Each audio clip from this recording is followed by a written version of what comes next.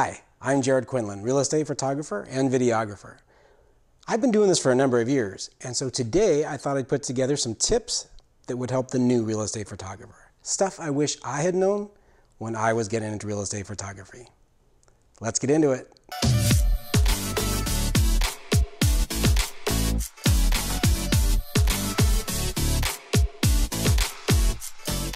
Okay, so today's video is going to concentrate on about 6 tips that will help out the new real estate photographer.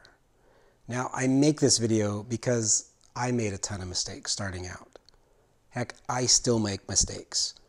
But hopefully watching this video will help some of you not make the same mistakes I made. So let's look at it. Here's tip number 1. And it's kind of always the elephant in the room. It's what everybody wants to know. What gear do I need? So let's address it first. First of all, you can get by with used gear. You don't have to buy new if you're starting out. Okay? So second of all, you don't need a high-end camera. You can get by with some of the mid to lower range cameras. I like, and several other real estate photographers like, the Sony a6000 or a6300, even the a6500, although it's still kind of highly priced. But you can get into an a6000 for under $500. So while that still may sound like a lot to some of you, realize that if you're going to start a business, there is going to be some upfront costs. It doesn't matter what that business is. You just have to know that you're going to have to put some money into any business you start. So looking on the low end, I would start with something around that. You can do a search online for competitors for Sony a6000. Canon makes some, Nikon makes some, and there are some other ones out there. Those are kind of the big 3 right now. So as for a camera, that's what I would suggest you can start with. You're going to need a wide angle lens. So whatever camera system you go with, look into a wide angle lens. I would say get something at least to 18 millimeters. I don't like shooting much wider than 18 millimeters. I think it starts to distort things just too much. But sometimes it's nice to have something that goes down to 16. That's just my personal preference. But you're going to want something in that range to be able to start real estate photography. You're going to need to at least have something around 18, I would say. So the next thing you're going to need for gear is a tripod. Now again, you don't have to spend a ton of money, and you can get something used, but it needs to be sturdy. So check it out, make sure that it works good, that it's solid. Something you can still lift that's not too heavy, but it needs to be solid so that you can get a good quality picture. So as far as gear goes, that's kind of just the basics, right? You need a decent camera, you need a wide angle lens, you're going to need a tripod. I would argue that you probably would want a couple of off-camera flashes to go with that, whatever system you go with, or you can get kind of a third-party one. Godox makes some, and there are some other ones, systems that you could look into, but I would say that for starting gear, that would be the minimum. As you grow, I would look at also maybe getting a 50 millimeter lens to go with that. There are some times when you're in real estate photography when you're going to want some tighter shots, and you also would be able to provide headshots with that. So you can get all of the high-end camera manufacturers make a 50 millimeter, probably at least a 1.8, and you would be able to use that both in photography and for headshots. So that will come in very handy. So that kind of covers just the very basics of what you would need for gear. Now again, there's a lot more. If you would like, I would say you would want a second body for backup at some point if you're going to be professional. You would want a second card slot, and if you're going to start doing other things besides real estate, then you might want a full frame camera, as those other ones are just crop sensor cameras. But for the basics to get started, that's where I would look. Okay, so tip number 2 for real estate photography basics when you're getting started. Get vertical. No real estate photography professional will take you seriously if you don't start to get your verticals correct. So by that I mean, when you're taking the picture, all of your walls have to line up to be vertical and level so that everything looks correct, that there's no weird angles. The first sign that somebody will see with barely looking at a picture to see that it doesn't look professional at all is if your verticals aren't correct. So get your verticals correct. Now there's a couple different ways to do that. Some cameras have a level in there that will help you get that correct. You can add a bubble level to your tripod, to your hot shoe mount, or to other parts. And then tripods and tripod heads also come with levels sometimes built in that you can use. Now that's probably going to get you close. It won't get you usually 100% correct. You're going to have to take that into post and then take it from there. But if you did your due diligence when you were taking your photos to begin with, that will get you close. And then when you get into post, you'll be able to totally square it up and it should be right. So that's tip number 2, get vertical. Okay, so tip number 3 for the beginning real estate photographer is you're going to have to be professional. Now, I know that can mean a lot of things for a lot of different people. But remember, you're probably going to be working for a real estate agent.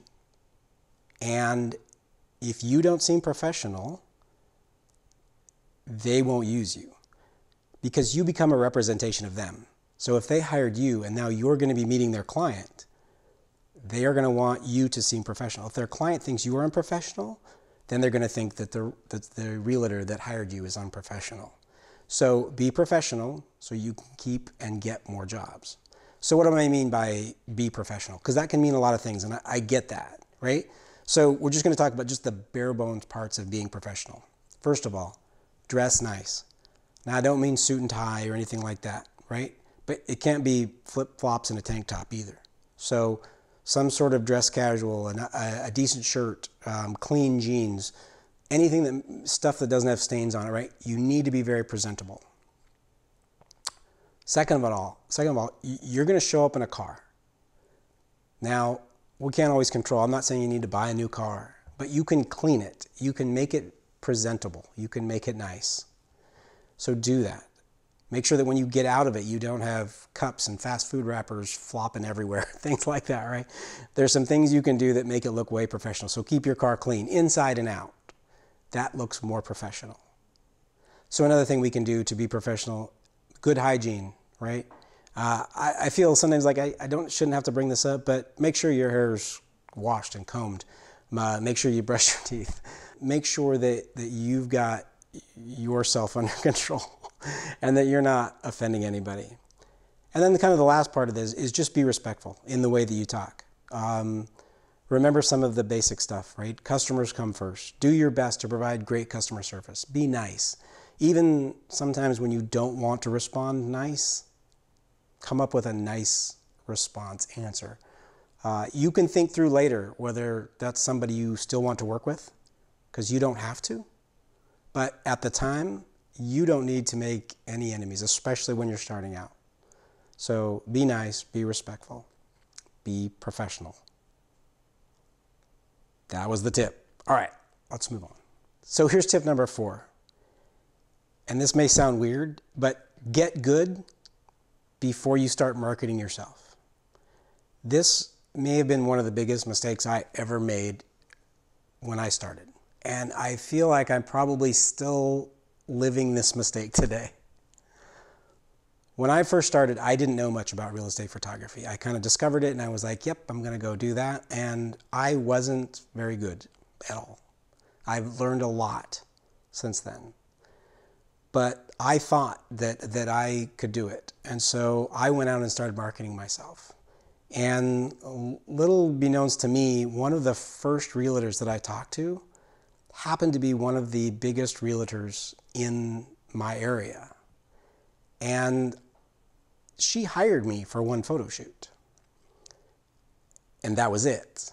And I have never worked for her again today. And she's a big wig. She spends a ton of money on these things every year. Now, had I gotten good so that my first gig, when she saw my pictures, she was like, oh my gosh, you're amazing. That was thousands and thousands of dollars in revenue now that I could have got. And still to this day, I've semi-tried to work with that agent again, and it hasn't worked out. And mostly due to that she still remembers the poor work that I provided before. So that you don't fall into that trap, make sure that you've got your game squared away and are doing good pictures before you go out to market yourself. Take that used gear that you bought from tip number 1 and practice, practice, practice until you've got it down where you can provide a good product. And if you don't know what a good product is, there are lots and lots of good Facebook groups, YouTube stuff put out by, again, Rich Baum, Nathan Kuhl are some of the best ones. They also have good techniques that you can learn. And as a beginner, I would definitely say go and watch those videos to get good. And when your pictures start to look like the ones in those videos, then you're onto something, right? Now you know that you have a marketable skill. But until then, you need to be very careful, because you could wreck yourself from thousands and thousands of dollars by going out with an inferior product. And I don't want you to make that mistake. Okay, next one. All right, we're at tip number 5 now. So this tip is use Lightroom and Photoshop. There are almost no successful real estate photographers that don't have some sort of post-processing in use. For about $10 a month, you can get those 2 on a subscription basis. You can stop at any time you want. But again, remember that as a business, you are going to have some business expenses. This one provides what I think is the biggest bang for the buck, because you're constantly getting updates for free. You can look at other ones, but just know that you're going to have to pay for post-processing if you want to be a successful real estate photographer. So get some sort of post-processing. Again, remember how we talked about you've got to get vertical. Those programs, Lightroom and Photoshop, will help you get your stuff squared away. All of your pictures will now look squared. You will get it really close with your cameras, and when you get it there, you'll be able to nail it. You'll also be able to adjust the lights and the colors, and you'll be able to really get your shots down.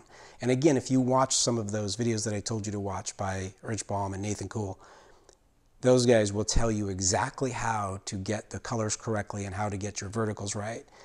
Watch those videos, get good at it, and get some software.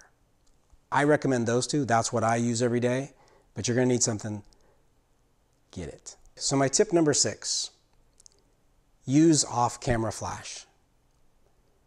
Now, I know there are lots of other ways to do real estate photography. Some use just available light, just natural lighting.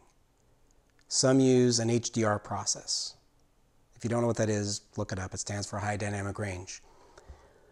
And then the better ones use off-camera flash. I, in my career, have used all of those and wish that I had learned off-camera flash from the get-go. It would have saved me a lot of time. It would have saved me money because my product would have been better a lot earlier in the game. It may be a new step for some of you if you're not familiar with off-camera flash. Using some triggers to trigger the flash when you want it, and how to get their correct camera settings when you do this. Again, watch some of the videos that I talked to you about, Nathan Kuhl and Rich Baum. Those guys have some great tutorials on off-camera flash, but start using it. I know you could start the other way, but you're just going to jump yourself ahead of the game if you go straight to learning it now. Put in the time, learn how to do it now, and it'll save you a ton of money and time. Had I known that then, again, if I had known that then, I would be so much better off today.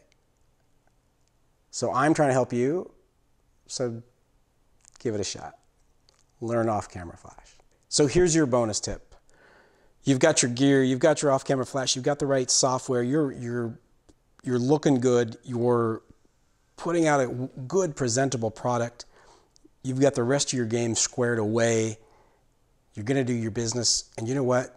You're still going to make mistakes, and you're going to screw up, and that's okay. Business isn't easy. If it was easy, everybody would start their own business and just live off of it, and we know that that's not the case, right?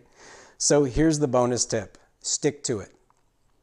If you've put in the time, meaning you've bought the gear, and you've gone and you've got some customers, and you're learned how to make a good quality product, and you've put in all of that time, then stick with it. Keep doing it. There's going to be bad times. There's going to be times that you'll lose a client that you wish you hadn't lost. There's going to be times when you accidentally put out a bad product or that you wish you could have gotten a better product. There's going to be ups and downs, but stick with it. Lots of businesses don't make it, and lots go away. And the ones that do make it have had hard times. So do your best to stick with it and keep learning, keep going, keep pushing, keep trying to find new clients, keep trying to find new ways to get clients, keep trying to find new ways to get better at what you do. So having said that, that doesn't mean that you should just quit your job and be a real estate photographer. That means that you probably are going to have to keep your part-time or full-time job and do this on the side. And you're going to have to do it on the side probably for a while before you build up a clientele and your product is squared away and you could start to do this full-time and make a full-time living from it. But the only way to get to that point is if you stick to it. So that's the bonus tip, and that's the video for today. Thanks for watching, guys. If you liked this video or you thought it was useful, please hit the like button, subscribe to the channel, and there's that little bell down there. Once you subscribe, click that so that you'll get notifications when the next one comes out. If you think I screwed up somewhere, put it in the comments down below and let's talk about it. I screw up all the time. I think I mentioned that. Have a good one, guys. I'll see you in the next video.